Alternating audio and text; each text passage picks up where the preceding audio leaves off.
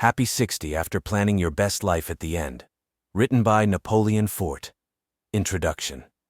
This past summer I reached the age of 60. I'm still not completely over it. Simply put, 60 is unique. It unquestionably seems 3 years older than 59. Age is simply a number, so they say. So perhaps this has nothing to do with my chronological age. Perhaps it has to do with how it feels to be going through this specific stage of life right now. I want to think about this for a moment. It's about my personal experience. Even though everyone's experience is unique, perhaps it will resonate with yours. C. Joybel says, "We must not fear change. You may feel very secure in the pond you are in, but if you never leave it, you will never be exposed to the idea that there is such a thing as an ocean or a sea." Chapter 1. The Beginning. Why not begin with planes, trains, and automobiles?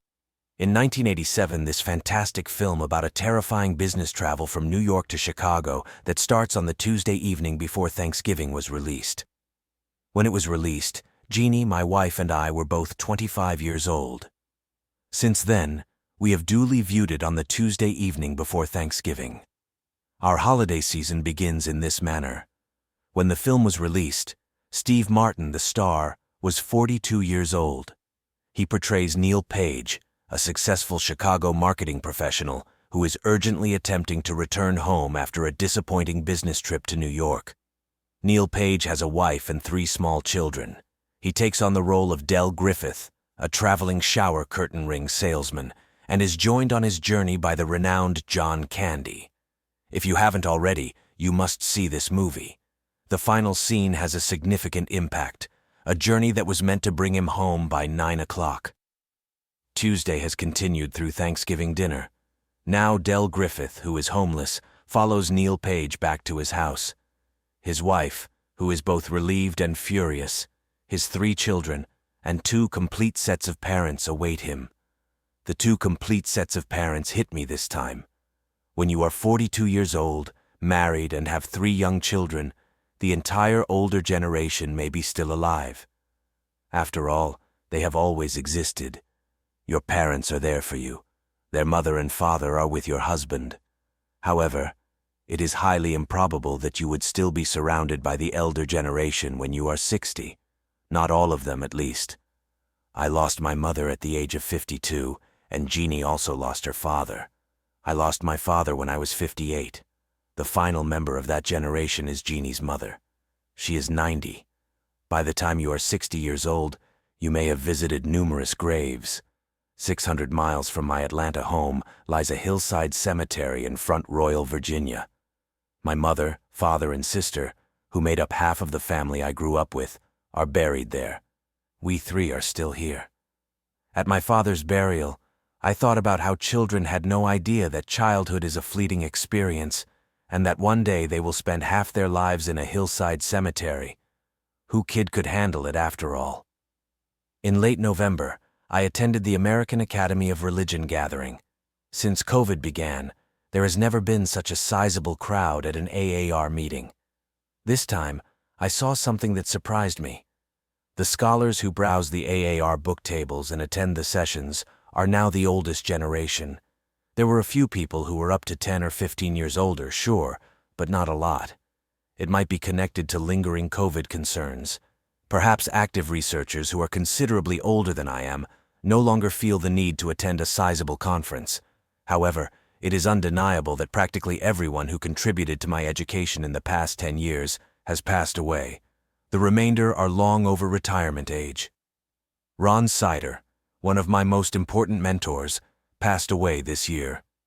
I struggle to adequately express my sense of loss. The loss of my parents has also made me conscious that there aren't as many senior members of my immediate family as there once were. For a while now, my family has called me Gushy Senior, and by this point, the moniker is apartment a new grandchild is expected in January, so we just ate dinner with 4 generations whose ages ranged from 90 to 4. My mother-in-law was born in 1932, and if everything goes as planned, our grandchildren will live until about 2100, not including the grandparents Jeannie and I both recall, who were born about 1900, which is a family lineage spanning 168 years. When you reach 60, you start to consider things like that. You also reflect with sadness on the fact that you won't survive to see most of the lives of your cherished grandchildren. Chapter 2. Life. Being a professor at the age of 60 is an odd position to be in. I'm in good physical and mental health. My profession is one of the relatively few in which age is not a barrier to retaining a job and doing it well, up to a certain point, which students frequently notice before their instructors do. However, it is also true that the temporal frame has shrunk at this point. The rotating classes, which I instruct roughly every 3 years, may only have a few more appearances left in them. Each class appears to be more of an occasion, something to be treasured and not taken for granted, at least to me. I work in the area of public intellectualism. I am aware that I have written 90% of the novels I will write. While the others have already been forgotten, 2 or 3 might have a lengthy legacy. Thankfully, the majority of the media coverage as well as the debate and Twitter skirmishes are behind me. Some days I find it difficult to believe that this is simply the way things are and always will be, since I watch the pitch being controlled by academics who are 15 to 20 years younger. However, it is a relief to concentrate on people and our relationships rather than pointless disputes, debates, and rivalries. I can already tell that death is coming my way. It might not happen right away, but it is coming for me. I traveled with too many individuals on the previous trip to be able to pretend that my turn wouldn't arrive. I believe that the biggest spiritual issue most individuals encounter is preparing for death. However, one of the cruelest aspects of extremely old people dying is that this greatest of spiritual obstacles strikes persons whose physical and occasionally mental abilities have sharply diminished. As a result, the person's greatest resources are already depleted at the crucial moment, and they further deteriorate during the dying process. Chapter 3. Preparing for the final lap. Given everything said, it seems obvious to me that 60 is not too early to start making plans for your final journey. This has also caused me to rethink the gospel and the church. When I was a young buck, I joined a large group of people who mocked orthodox otherworldliness and emphasized social change that might aid in the establishment of God's future kingdom. However, at the age of 60, I realized that neither the world nor my mortality is going to change anytime soon, and that individuals need assistance in making preparations for death. The adage, 60 is the new 40 inches, have you wondering? Even though that may be exaggerated, the point is to emphasize the very real phenomena of our steadily improving health and lengthening lifespans. In 1970, the typical person could anticipate retiring at age 64 and living to the age of 70.8. With the advancements in modern medicine, declining smoking rates, and generally healthier lifestyles, our productive and active years can extend well into our 70s and beyond. For someone who turned 60 in 2010, they can very easily work throughout their entire 60s and expect to live to at least 78.7 years old. Chapter 4. Finding Meaning. It shouldn't be shocking to start afresh at 60. After learning about the psychological and financial difficulties that come with getting older, let's look at some strategies for taking back control of your life. According to common belief, 60 is the age at which you have accomplished everything you needed to in life. This is untrue. Just because we feel secure doesn't mean we should stop developing. It's crucial to focus on yourself and how your actions affect the world, rather than the things that occupy the majority of your life, such as work and children. Most people would assume that their life's meaning and purpose are fixed and constant, but it couldn't be further from the truth. Because humans undergo so many changes during their lifetimes, the meaning of life evolves with each stage. By the time one reaches the age of 60, they have gone through a variety of life experiences, including the enduring effects of loss, mourning, retirement, and so much more. Along with our loved ones and possessions, our life's purpose might occasionally be lost. However, this is also a time of change, and in some ways, we must reevaluate our values and way of life. Your objectives can alter, from wanting to spend time with loved ones and friends or others who share your interests, to wanting to live longer, lose weight, and be healthier. At this age, everyone has one or more tasks they need to complete, and each of their objectives is crucial. Finding purpose in life at 60 is therefore something that most individuals do. There is never a bad time to make a change. As was previously mentioned, a person's life was most important during the 1960s and 1970s. When a person reaches that age, everything around them is changing, and nobody is keeping them from changing as well. Some people put forth a lot of effort their entire lives before retiring in their 60s. They want a chance to unwind and enjoy life. Others view it as an opportunity to consider life insurance and plan for the future of their families. Some people must adjust their lifestyles to live a healthy life after receiving unexpected medical advice, a diagnosis, or treatment. You get an opportunity to start anew when you turn 60, and you may choose whether or not to take it. Psychologically, you are given options after living your entire life. Being 60 means you have a lifetime of experience to share with those around you, the capacity to turn your interests into joy, and the freedom to carry out your life's ambitions. Since it is uncharted ground, many people in their 60s are concerned about change.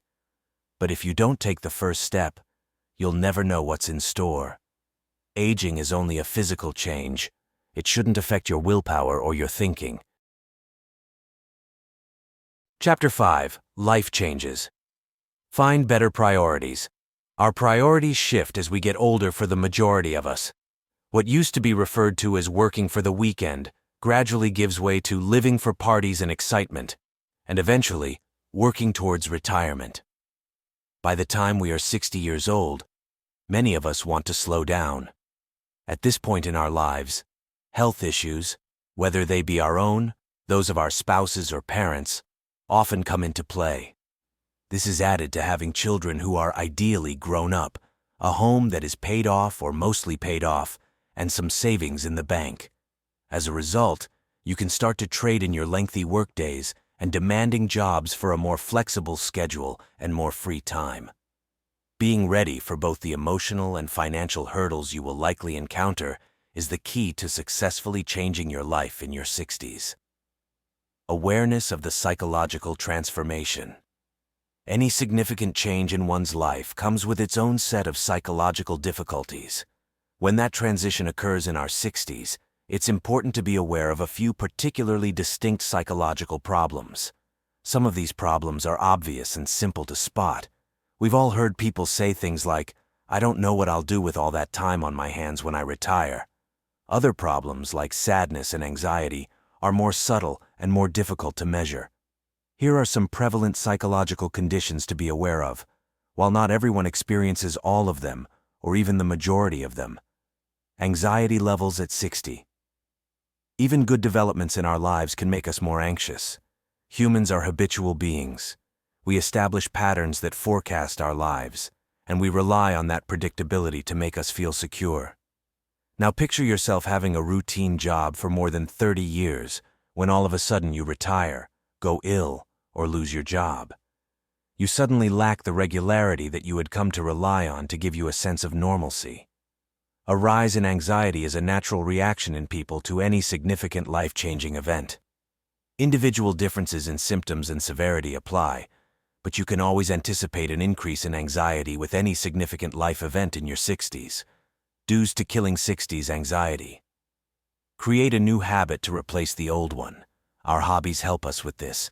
Activities like gardening, golf, tennis, and charity work can all help you re-establish a cozy routine.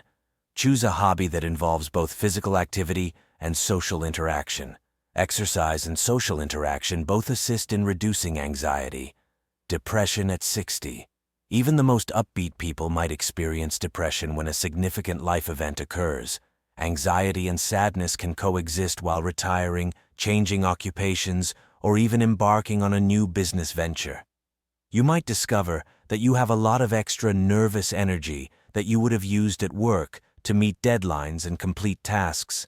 On the other hand, you can discover that you are completely exhausted and that getting out of bed is difficult. Everyone suffers occasional or natural episodes of anxiety and despair, but when these episodes get severe or linger for more than a few days, it becomes problematic. It is very important to seek professional help when you feel some abnormal symptoms, intense melancholy, emptiness, or hopelessness that seem to surround you. Anger outbursts, impatience, or frustration, especially about trivial or ordinarily unimportant issues. Loss of enjoyment or interest in formerly pleasurable activities, such as sports, hobbies, or sex. Disruptions in sleep, such as hypersomnia or insomnia, sleeping too much. General exhaustion or malaise, making even little chores feel laborious. Unusual dietary changes, quick weight loss or increase. Sluggish or delayed speech, movement, or thought habits. Consistent emotions of remorse or worthlessness, focusing on mistakes or self-blame in the past. Problems with memory, concentration, decision-making, and thought, more than normal. Thoughts of suicide, death, or previous suicide attempts. Financial changes. When making a significant change in your life in your 60s, there are some specific financial issues to keep in mind. You might have to adjust to an entirely new relationship with money depending on your circumstances. Your income will probably suffer if you retire, change occupations, or launch your own business. Predicting and preparing for these occurrences so that you are not caught off guard is a crucial component of making a successful life shift at 60. The general advice listed below is something that everyone in their 60s should think about. At 60, you must get serious about paying off all your debts. It is a bad thing to leave debt behind for your children and grandchildren to inherit. This doesn't speak well of you as a parent, and it must be avoided.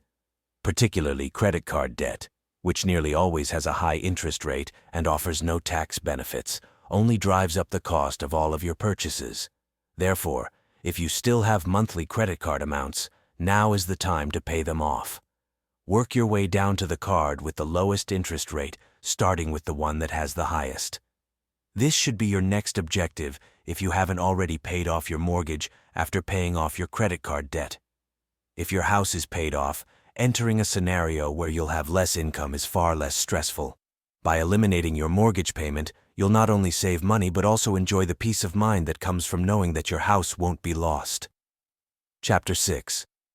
Dues at 60. Enjoy your me time. Because I know my children are settled, says Wyman, who has done postgraduate work in gerontology, I can focus on myself more. They're all working and in stable relationships, and I'm devoted to them. But I feel better about making more time for me, now that I don't have to worry about them. She adds that she'll always be a mother and grandmother, but now I can be more me. Write a letter to your family. We're not talking about a sentimental letter here.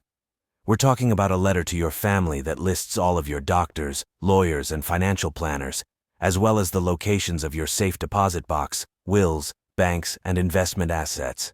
How is this a letter of love? It can greatly reduce confusion and conflict when you pass away, says Mark Brown, co-owner of Brown and Tedstrom Wealth Management in Denver. So it's one of the most practical and loving things you can do for your family. Actually, it's a good list for anyone who's aging to have as a personal directory of important info. Downsize and make money. Don't waste money by renting a storage unit, which many people never even visit after full, or throwing away what you deem to be rubbish if you're downsizing, as many retirees are. When Patricia Vaca recently relocated to a retirement community in Silver Springs, Maryland, she utilized the online auction site maxsold.com to dispose of many of the belongings from her family home. She had already given away the large pieces. The auction company visited Vaca's home, took pictures of the items she wished to sell, and inquired about their specifics. The MaxSold representatives then came to her residence to distribute the sold items to the purchasers, while Vaca walked away with $1,000 without so much as lifting a finger. Within a week, 125 lots were offered, and 124 were sold. According to Barry Gordon, the CEO of MaxSold, many people wrongly believe that you have to have high-end art and furnishings to be in an auction, but our typical client is in his or her 60s who is downsizing and ends up leaving auction with a $3,000, $10,000 profit. For the work it does on your auction, the auction house charges 30%. If there isn't a MaxSold agent nearby, potential customers can currently upload their images, follow the online instructions, and handle their distribution after the auction house executes the sale. Make life insurance a priority. In their 60s, many people let their life insurance policies lapse since they have sufficient funds in assets to pay for any outstanding debts. If that holds for you, that's great. However, Mark Brown advises that you might want to think about keeping your policy if you still owe money on a mortgage. The Consumer Financial Protection Bureau reports that older consumers are carrying more mortgage debt into retirement than any previous generation. Or if you have other debts or liabilities that would put your family in danger should you pass away. Set goals that make you come alive. Start making plans to obtain the things you want in your new life. Consider your life to this point carefully. Evaluate the things you never had an opportunity to do, and strive to do them now. You won't overload yourself by setting attainable goals, but you will occasionally have something fresh to do. Think of joining the entrepreneurship train. About 1/3 of persons in their 60s want to go it alone and work for themselves. Why not then? By this period in their lives, the majority of people have some savings and are frequently at the height of their careers. The kids are typically grown up and out of the house. Many believe that now is the ideal time to launch their firm, as future career advancement seems unlikely. Now, ideally, you should start your firm 2 to 3 years before you intend to retire. This will allow you the opportunity to develop yourself, expand your network, and create a source of income while still enjoying the advantages of your existing position. However, even if you don't get off to a good start, you can still succeed as an entrepreneur. Statistics suggest that older entrepreneurs tend to have greater success than their younger counterparts. Therefore, don't believe you're too old to start something, because many successful business people started their companies later in life. People like Walt Disney, Charles Flint, IBM, Harland Colonel Sanders, Kentucky Fried Chicken, Ray Kroc, McDonald's, and many others. You are the only one who is convincing yourself that you cannot succeed. Never too late to launch your venture. Giving to your neighborhood. Starting to give back to the community is a crucial action you can do. This could take on any form. Perform charitable work, impart your knowledge to children, or instruct in a workshop. If you're ambitious enough, you could even launch a social movement. The last thing you want is to withdraw into seclusion, so connecting with the community makes you feel needed and relevant. Conclusion. The church has been vocal about how one should live in the face of death and what one thinks would happen after death for 2 millennia for very good reasons. Instead of either or, it should read both and. It is appropriate to commend rather than criticize pastors who spend at least a portion of their sermons discussing the resurrection of the dead and the life of the world to come. Because some of the congregation members have had to deal with the shock of reaching 60 or even older. Big life changes, such as changing employment, establishing a business, or retiring, are inherently stressful. Being older has its benefits, one of which is having the benefit of experience. We can foresee some of the problems we'll encounter because we have experienced prior life-changing experiences. You may transform your life at the age of 60 and feel proud of yourself if you do your research, prepare, and make a plan.